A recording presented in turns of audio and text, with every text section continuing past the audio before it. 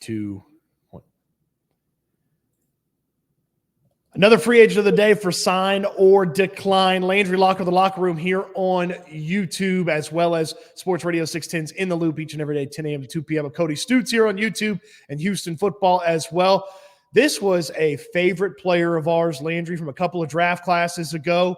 It was a guy that we desperately wanted the Houston Texans to end up with.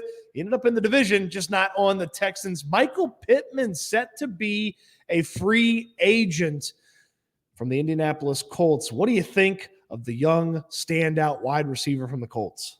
First of all, I think they'd be crazy to let him go, especially with the quarterback situation and Richardson coming back. So I would be completely amazed if Michael Pittman left.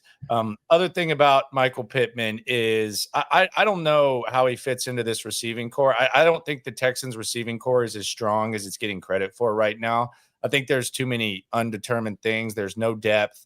There's two guys who miss a lot of games. So I do think whether it's a top of the line guy, whether it's a draft pick early in the draft, and I mean in the first 2 days, whether it's a veteran, they do need to address the wide receiver room, because I think we're in danger, and I say we as a fan base and as a media, of overvaluing 1 year. And that's not to say that you completely dismiss it, but I do think something needs to be done. I think the need to improve the wide receiver room is significant. Now, does Michael Pittman do that for you? You're talking about probably more bread than Michael Evans. You're probably talking about more years than Michael Evans. So if you're going to spend this big on a receiver, then I think it has to come down to, would you rather give Mike Evans 3 years, $20 million, or would you rather give Michael Pittman more years in over $20 million? For me, that's where I kind of got to draw the line. If I'm going to do this, I want to bring in the guy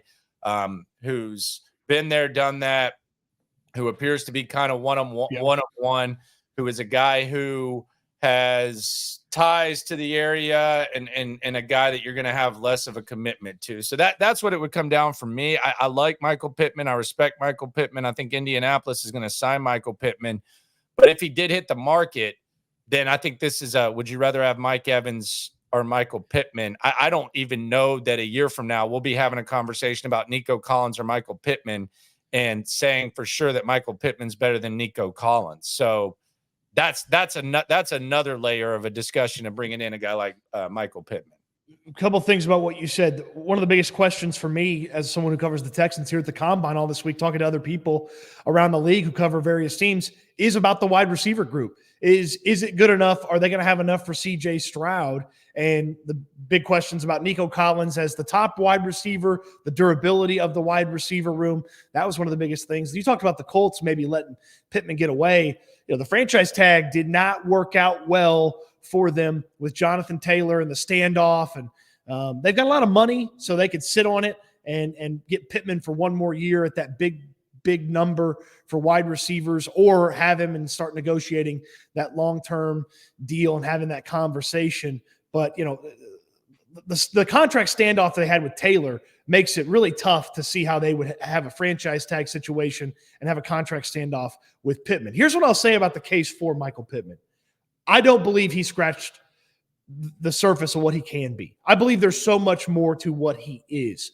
But I also feel like he's better than Nico. I mean, that would be a question. Like, do you think, like, if you bring in Michael Pittman, then would you feel comfortable letting Nico Collins walk? I mean, yes. Not that you would have to make that decision with the Caps. Okay, well then for you, that's a strong case right there. I would. And I believe Pittman is he's a monster on third downs. The past couple of seasons when the quarterback play has been bad, it hasn't been as good. But a few years ago when he got competent quarterback play, he's one of the best third down wide receivers in all of football. That's something DeMeco Ryans mentioned this week that they look at in wide receivers when they're evaluating those guys.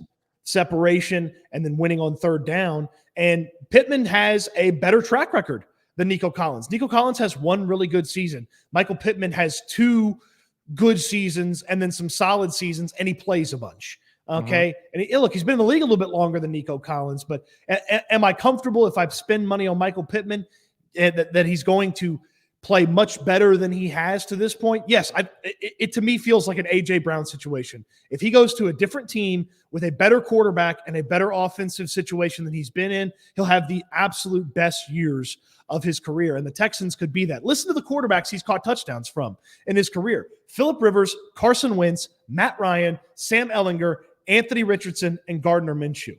Now think about him playing with C.J. Stroud, and for at least 1 year playing with Nico Collins and Tank Dell and an improved rushing attack and hopefully a better defense than the previous year. And now I'm thinking about Michael Pittman being one of the 10 most productive guys in all of football. That's my case. Is I feel like there's untapped potential that is not going to get tapped in Indy that would get tapped in Houston. And that's the case that I like this time of the year. And there's always like a sounder when I say this, but I always talk about chess moves and checker moves. And a checker move is, hey, we feel great about Nico Collins. We feel great about Tank Dell. So we have other needs and we don't want to figure this out. But a chess move is, hey, like you're saying, like you believe, I don't necessarily believe it as much as you do, but hey, Michael Pittman is better than Nico Collins. Michael Pittman, if you give him 1 year with C.J. Stroud, like we just saw from Nico Collins, then imagine that jump that Nico Collins had with Michael Pittman, who's been more productive. And when we're making this decision about Nico Collins, who, by the way, has missed 13 games in 3 years, I keep bringing that up just because I just want that to be clear. It's a no-brainer for you. So you're kind of playing some chess. In the short term, it improves your wide receiver room immediately. And that's the checkers. In the long term, you're getting what you believe is a better guy, and you're kind of making the decision to pay Nico Collins. You're making it a little bit easier because you're going to pay Pittman. Right. And the case against Michael Pittman would be, if you believe Nico Collins is going to end up being a better receiver, is going to have a better rapport with C.J. Stroud in years 2, 3, 4 than Pittman would in 1, 2, and 3 of the contract. There's also the heavy investment from a financial standpoint. If you could sign Nico Collins this offseason, he's not getting what Michael Pittman would get as a free agent. So, but is it risky? That's the other thing, sure, And I talked about this today. If you're going to pay Nico Collins right now and you're going to get a bargain and you're going to be proactive, it's always the point of reference, the Whitney Merciless first extension. It was a steal. And then that Bill O'Brien, the football idiot, kind of wiped that away with the dumb extension. But I mean, if you could be proactive and you can get Nico on a bargain, more power to you. Now, if you're going to be proactive and pay him, top whatever money, kind of like you did Titus Howard before, you really saw what he was going to do at tackle. And obviously it was a rough year for him. Then that's where you kind of get in trouble. But I think this is a discussion as much about it's two layers. It's Michael Pittman versus Mike Evans. And I mean, if you're thinking long-term, then I think it speaks for itself. No matter what Mike Evans does, that Michael Pittman will be a long-term solution if you believe what you believe. And if you're thinking short term, I don't know that there's like a massive difference between the two players right now. And I think a lot of people might even lean Pittman. And the additional case against Pittman is, hey, if you make this big investment at wide receiver, you probably can't make some other big investment on the defensive side of the football, either a defensive tackle or defensive end. So I certainly understand somebody given the market quickly. So an opportunity there, sir. And of course, if he gets franchise tagged, I have zero interest in spending a draft pick and the money to go and get Michael Pittman. So the verdict on Michael Pittman, I'll let you go first. For me, it's no. I would rather do the short-term commitment to Mike Evans if we're going to talk about this type of bread. I also think in this system that there's a chance that we're talking about Nico versus Pittman. But if I felt like you did about the player, I can 100% understand why you're probably going to put your thumbs up for this one.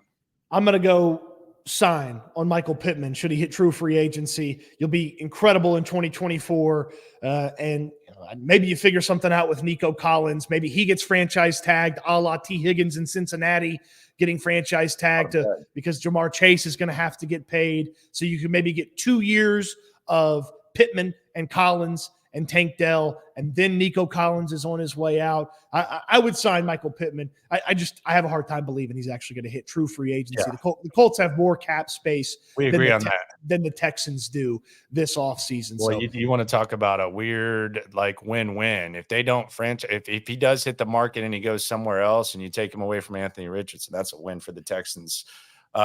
Maybe just as much as actually signing the guy, depending on where you sit, whether you're on my side or your side. I'd be so annoyed if he ended up with another AFC contender and made them even better, while the Colts also got worse. Like, I don't know if he ended up in Kansas City or something. That would now you're just being crazy. That would be very annoying. You know what's not annoying is the free agent of the day. Sign or decline. We do one each and every day. He's Landry Locker, the Locker Room here on YouTube. Sports Radio 610, 10 a.m. to 2 p.m. weekdays on Sports Radio 610. And, of course, I'm Cody Stutz right here on YouTube and Houston Football, www.houfootball.com.